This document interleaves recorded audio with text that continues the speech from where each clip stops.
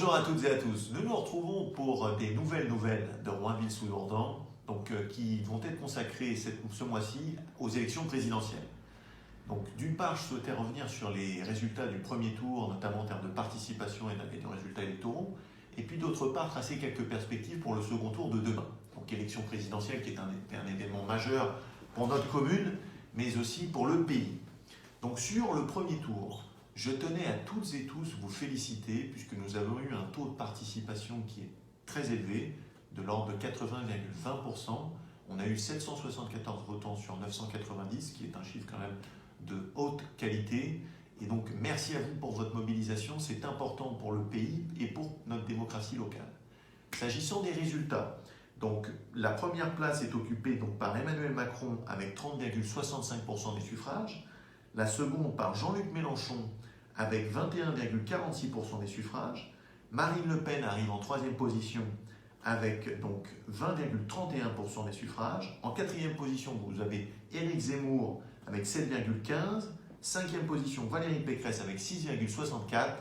Et Yannick Jadot en sixième position avec 5,36%. Je m'arrête à ceux qui ont dépassé 5%, le reste étant autour, fluctuant entre 0 et 2%. Donc c'est vraiment une superbe mobilisation de votre part. Et donc ça m'amène au second tour de la présidentielle de demain, où j'espère qu'on aura au moins autant de participation, voire plus. Pourquoi ? Parce que c'est un choix majeur pour notre pays. Je pense qu'il est fondamental que vous veniez voter. Donc si vous ne pouvez pas voter, n'oubliez pas que vous pouvez faire une procuration dans n'importe quelle gendarmerie. Il vous faut simplement donner votre carte électorale avec votre numéro électoral. Vous pouvez y aller même sans votre carte, mais avec votre numéro, vos informations administratives. Et concernant la personne qui votera pour vous, vous n'avez besoin que de son numéro de carte électorale, son nom, prénom et date de naissance. Donc vous pouvez le faire dans n'importe quelle gendarmerie. Vous pouvez aussi faire une partie de la démarche en ligne sur le site internet du gouvernement. Donc faites-le parce que c'est vraiment important. Deuxième chose, donc logistiquement, les élections à Roinville se dérouleront demain de 8h à 20h à la Grange de Malassis et non pas à la salle Saint-Denis comme c'était le cas par le passé. Et troisième chose, je vous invite aussi et surtout à faire un choix de raison plutôt que d'émotion, c'est-à-dire que dans le fond, je ne vous donne aucune consigne de vote. Chacun est libre de voter, chacun est libre de ne pas voter, chacun est libre de voter blanc, chacun est libre de voter pour Emmanuel Macron ou pour Marine Le Pen, mais votez avec raison en regardant, et c'est là mon point le plus important, les programmes.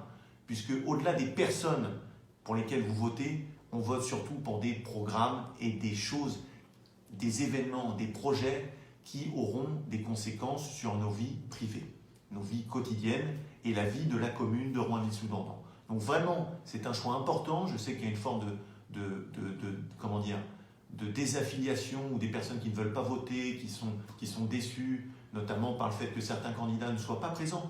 N'y faites pas ombrage, allez voter, c'est vraiment fondamental, mais votez ce que vous voulez. Donc je vous laisse sur ces bonnes paroles. Parallèlement au bureau de vote de demain, nous aurons le marché également à Roinville.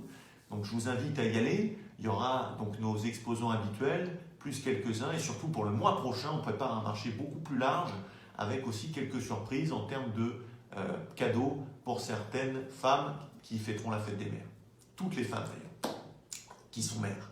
Donc je vous laisse sur ces bonnes paroles. Passez un bon week-end, venez voter et très bon week-end de fin de semaine. Au revoir.